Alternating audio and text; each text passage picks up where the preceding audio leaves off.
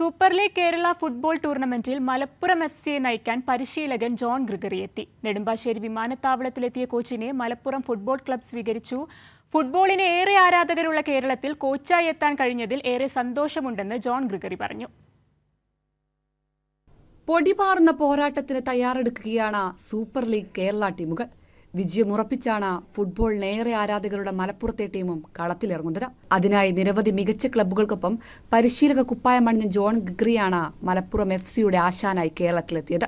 To be given the responsibility of the head coach, so I have to thank the owners of the club for giving me this opportunity, and I really can't wait to get started. I'm obviously here a little bit earlier than most of the players, but I want to get into the job as quickly as possible.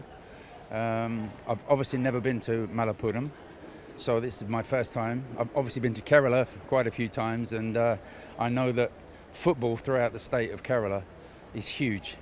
ISL-ൽ Chennai എഫ്സിയുടെ പരിശീലകനും മുൻ England താരവുമാണ് John Gregory.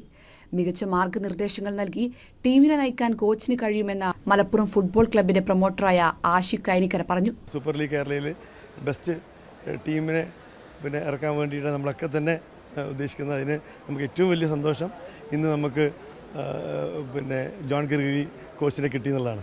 Nedumbassery വിമാനത്താവളത്തിലെത്തിയ John ഗ്രിഗറിയെ ക്ലബിന്റെ പ്രൊമോട്ടർമാരായ Ajmal Bismi, AP Shamsuddin, Jamshid P Lilly, Latheef Kainikkara എന്നിവരും football പ്രേമികളും ചേർന്ന് സ്വീകരിച്ചു.